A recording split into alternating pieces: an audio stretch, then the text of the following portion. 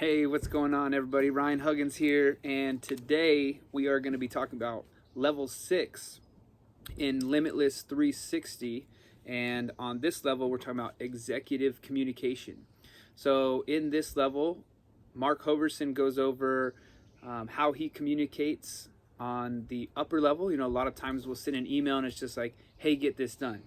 And he talks about if you want to have executive level income, you should have executive level communication. And it also helps eliminate lots of distractions, right? Because sometimes you'll send an email and you'll get distracted with a question after question after question because the email didn't explain it well enough. So there's 3 points that I wanted to kind of cover with you guys here today. 3 points. I'm not sure if that shows up backwards actually because I'm on my backwards camera, but anyway, point number 1 is make your communication ready to use like a gun.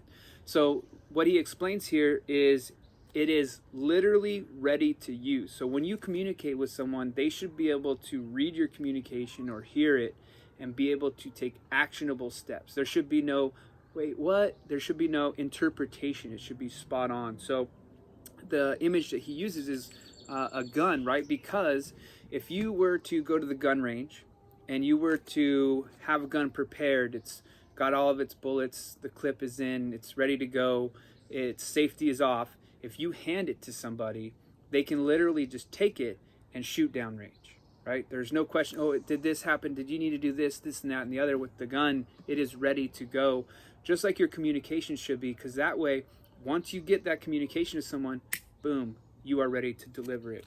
Number 2 is don't be lazy with your communication. So going back to kind of the first example there where you send a quick and simple email where it's kind of like, hey, do this, that's lazy, right? So go into more detail with it. What it says here is don't be lazy with communication. Take time to write your emails so that way you don't have to answer multiple questions because you, the communicator, were unclear.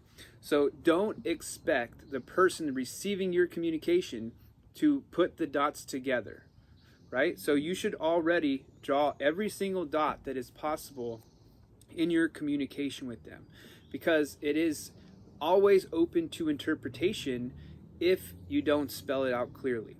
And if you don't spell it out clearly, then it could end up taking time, wasting time, and so on and so forth. So you want to be very clear with your communication. I mean, what if it took you an extra 5 minutes, probably not even that long really, but if it took you extra 5 minutes to really go into detail with your email, as opposed to having to answer a question over and over and over and over again with your communication there. Could delay your project, maybe it's something important and so on. So you want to make sure that you are connecting all of the dots for them.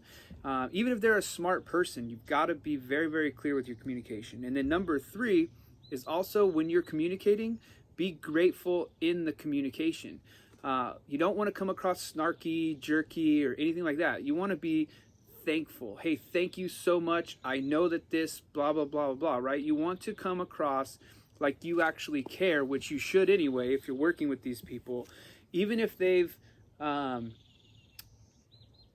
said an example of not being like the perfect person to work with, right? I mean, there's people out there that you're like, gosh, dang it, I don't want to work with this person. But what's cool is if you communicate with that person correctly, even they are easier to work with, so it helps you in the long run. So make sure you're being grateful in your communication, telling them thank you, I appreciate it, etc. And then in your communication, you want to explain to them why. So if you ask them to do something or you tell them to get something done, you want to explain to them why that needs to be done, and even sometimes drill down to the next level of why that needs to be done. And then if you need to go even further, you can drill down and go why that needs to be done, right? So why the why has to be done and why that why has to be done. You want to be very, very clear in your communication.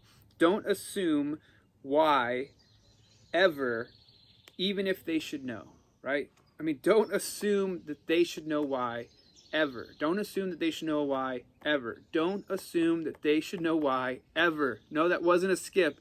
That was me telling you, do not assume ever, all right? So even if they should know, even if it's your partner like that runs the business with you, they should know, but you should be an executive level communicator. So you want to have executive communication, and that is level 6 in the Limitless 360 game here. It was really fun going through and reading some of this stuff. I definitely learned a ton from this because I do send out some quick short emails sometimes, and I do have to actually respond multiple times to get it right. And I thought that was their fault. But going through this, it kind of opened up my eyes of why it is the communicator's fault. So make sure you're communicating properly. So with that being said, again, this is Ryan Huggins. You can join my team.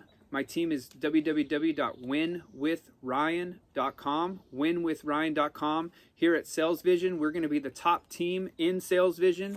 I want to make sure that you're on my team, so let's take it to the top.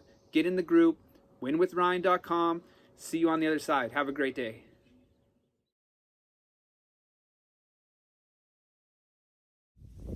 I'm so happy and grateful now that money comes to me in increasing quantities from multiple different sources and on a continuous basis.